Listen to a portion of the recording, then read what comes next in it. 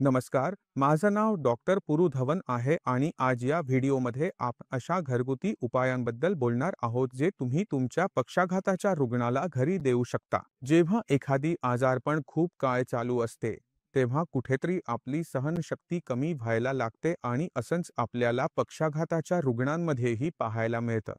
सुरुवातीला जेव्हा हे होतं, तेव्हा डॉक्टर सांगतात की फिजिओथेरपी करा आणि फिजिओथेरपी सुरूही होते. पण 6 महिने किंवा वर्षभरानंतर रुग्ण फिजिओथेरपी करायला नकार देतो कारण त्याला अपेक्षित परिणाम मिळत नाहीत किंवा घरचे लोक थकतात आणि म्हणतात की हे परवडणार नाही.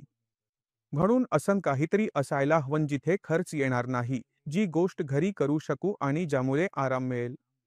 तर आधी तुम्हाला आजार समजून घ्यावा लागेल. कारण जर तुम्ही आजार समजून घेतलात, तर मी तुम्हाला जे उपचार, गोष्टी सांगणार आहे, त्या देखील तुम्ही समजू शकाल की डॉक्टरांनी हे का आणि कशासाठी सांगितलं. तर पॅरालिसिसमध्ये असं होतं की तुमचे हात किंवा पाय काम करणं थांबवतं. आता असं वाटतं की हातपायांमध्येच काहीतरी समस्या असेल म्हणून हातपाय काम करत नाही. पण समजून घेण्यासारखी गोष्ट म्हणजे मेंदूमध्ये जेव्हा क्लॉट येतो किंवा नस फुटते, तेव्हा मेंदूचा जो कामाचा भाग नुकसान होतो, त्याच्या कारणाने तुमच्या हात आणि मेंदूच्या दरम्यान असलेला कनेक्शन तुटतो. यामुळेच तुमचा मेंदू तुमचे हात आणि पाय हलवू शकत नाही. आपल्याला वाटतं की हातपाय चालत नाही, पण प्रत्यक्षात मेंदूच काम करत नाही. म्हणून आपण जे काही करायचं आहे किंवा जे उपचार द्यायचे आहे, ते सगळं मेंदूच्या दृष्टीनेच करावं लागतं. हातपायात कुठेही हाड तुटलेले नाही, ना मांस फाटलेलं आहे, काहीच झालेलं नाही. मेंदूचा हाताशी आणि पायाशी असलेला संबंध तुटलेला आहे. तर आपण आधी काय करणार? आपण सर्वात आधी आपली खाण्यापिण्याची सवय बदलू. आपण नेहमी पाहतो की जेव्हा कुणाला पॅरालिसिस होतो, तेव्हा त्याच्या खाण्यापिण्यावर खूपच बंधनं घातली जातात.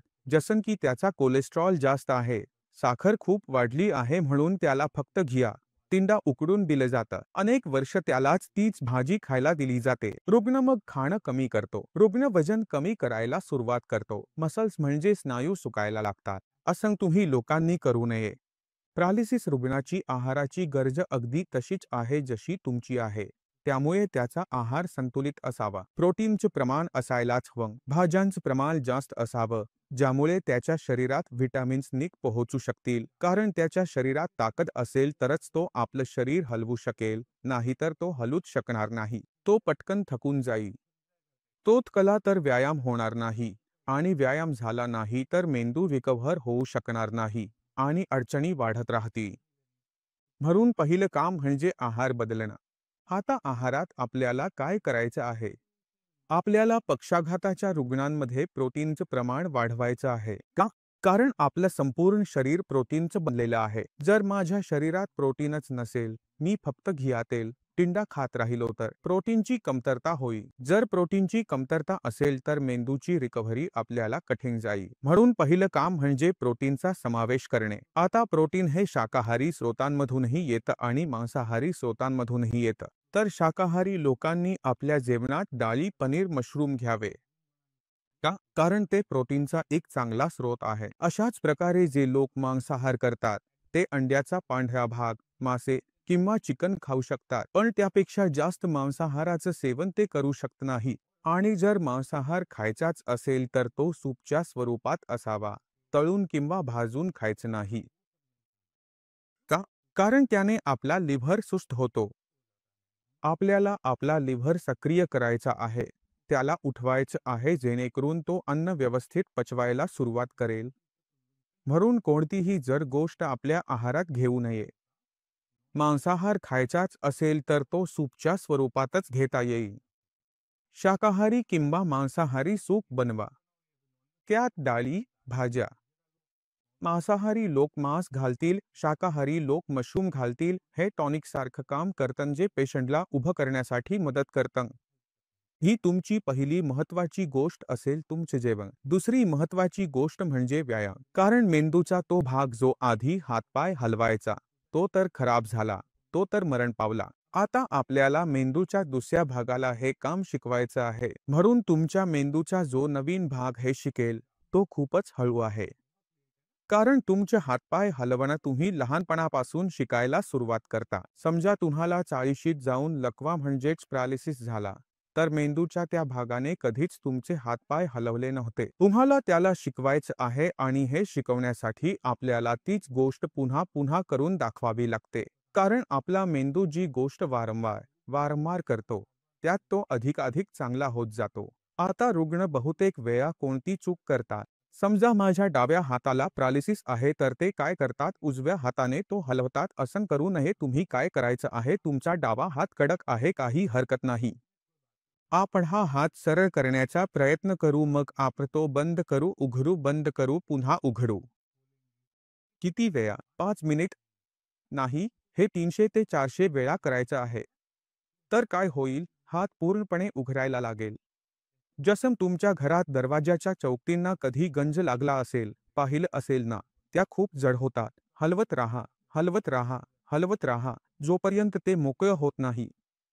अगदी त्याच पद्धतीने, जेव्हा तुमच्या हातात तुम्हाला कडकपणा जाणवतो, तेव्हा हलकासा तेलाचा मसाज करा, शेक द्या. त्यामुळे काय होतं की आतल्या स्नायू मऊ होतात. आता ते मऊ झाले की आपण दुसरा हात लावायचा नाही. हा हात जितका हलतोय, तितका हलवत राहायचा, इतका हलवत राहायचा की तो उघडायला लागेल. जर मी दुसरा हात लावला आणि अशा प्रकारे व्यायाम केला, तर मला परिणाम मिळणार नाही. हे जेव्हा आपण दुसरा हात लावतो किंवा कोणी दुसरं आपल्याला व्यायाम करून देतं, याला आपण पॅसिव्ह एक्सरसाइज म्हणतो. ही पॅसिव्ह एक्सरसाइज त्या पेशंटसाठी चांगली असते जिथे ताकद शून्य आहे. समजा माझ्या हातात शून्य ताकद आहे, तरी सुद्धा या हाताला हलवण्याचा प्रयत्न कराल. लक्झरी असलेल्या हाताला हलवण्याचा प्रयत्न कराल. तितकंच तुमचं मेंदू ते शिकेल आणि जेव्हा तो शिकतोय, तेव्हा तुम्ही तो वापरू शकाल. जर तुम्ही हात हलवायला शिकलच नाही, तर तुम्हाला आराम मिळणार नाही. अशाच प्रकारे जर आपण पायाबद्दल बोललो, तर पाय नेहमी हातापेक्षा लवकर रिकव्हर होतो कारण आपण दोन्ही पायांच्या आधारावर चालू शकतो. हाताबद्दल काय होतं की आपण एकाच हाताने सगळी कामं करतो. त्यामुळे दुसरा हात कुठेतरी दुर्लक्षित होतो आणि विशेषतः उलटा हात. आता पायाबद्दल बोलताना आपण नेहमी पाहतो की पेशंटची एक्सरसाइज झोपूनच होत असते. पेशंटची एक्सरसाइज बसून होत आहे. म्हणून जेव्हा आपण पेशंटला बसून, झोपून एक्सरसाइज करवतो, तेव्हा बेडवर एक्सरसाइज खूप छान होत होती. पायवर जात होता, बरोबर ना? पण जेव्हा आपण उभे राहतो, तेव्हा तो पाय जो बेडवर वर जात होता, तो आता वर जातच नाहीये, चालतच नाहीये. आता पाय ओढावा लागतोय. म्हणून तुम्हाला हे समजून घ्यावं लागेल की जेव्हा आपण चालतो, तेव्हा फक्त पाय उचलावा लागत नाही. आपल्या संपूर्ण शरीराचं वजनही उचलावं लागतं. माझं वजन 60-70 उचलावं लागेल. 60-70 वजन सरळ उभं करण्यासाठी माझ्या कंबरेच्या स्नायूंनाही काम करावं लागतं. माझ्या मांडीच्या स्नायूंनाही काम करावं लागतं. माझ्या पिंड्यांचे स्नायूही काम करतात आणि त्याच्यांच्याही स्नायूंना काम करावं लागतं. म्हणून माझी तुम्हा सर्वांना विनंती आहे की कोणतीही व्यायाम या पेशंटला आधीपासूनच कधीही बेडवर झोपून करू देऊ नका. आजच्या घडीला पेशंट आधीपासूनच असेल, तर शक्य तितक्या लवकर पेशंटला उभं करा, आधार देऊन आणि गरज पडल्यास ओढून आणा. कारण जसजसा तो चालेल, आपण असं सांगू शकतो की पुढच्या 1-2 महिन्यात पेशंट आपोआप चालायला लागतो. पण जेव्हा आपण असं विचारतो की माझा पेशंट मराजारी, तो चालू शकत नाही, उभा राहू शकत नाही, तो बेडवर पडलेला, त्याच्यावर सगळ्या शारीरिक क्रिया तिथेच करत, जेवणही तिथेच देत. अशा पेशंट्स कधीच बरे होऊ शकत नाहीत. तुम्हाला सर्वात आधी हा फरक समजून घ्यावा लागेल की जे पेशंट बरे होतात आणि जे बरे होत नाहीत. त्यातला सर्वात मोठा फरक असतो की जो पेशंट बरा होत आहे, तो बरा होत आहे कारण तो प्रयत्न करतोय, मेहनत करतोय, चालण्याचा प्रयत्न करतोय. जो पेशंट कधीच बरा होऊ शकणार नाही, तो बरा होऊ शकणार नाही कारण त्याने प्रयत्नच केले नाही. फिजिओथेरपिस्टने जे करवून घेतलं, तेवढंच त्याला पुरेसं वाटतं. त्याला फक्त फायदा व्हावा एवढीच इच्छा आहे आणि शरीरात ताकदच नाही. म्हणून आधी शरीरात ताकद भरली पाहिजे. स्टॅमिना चांगला तयार व्हावा, ताकद यावी, त्याला छान वाटावं, शरीर हलकं वाटावं. त्याने स्वतः चालण्याचा प्रयत्न करायचा आहे. आपण फक्त आधार द्यायचा आहे.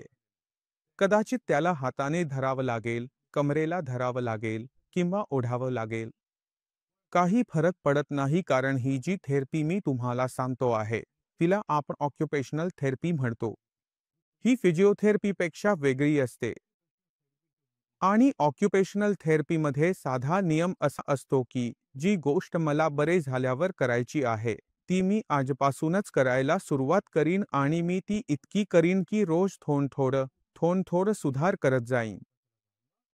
मग आपण काय पाहतो की रोज थोडं, आठवड्याला थोडं, महिन्याला थोडं सुधार होतंय. ते 2-4 महिन्यांनंतर पेशंटमध्ये खूप मोठा बदल घेऊन येतं.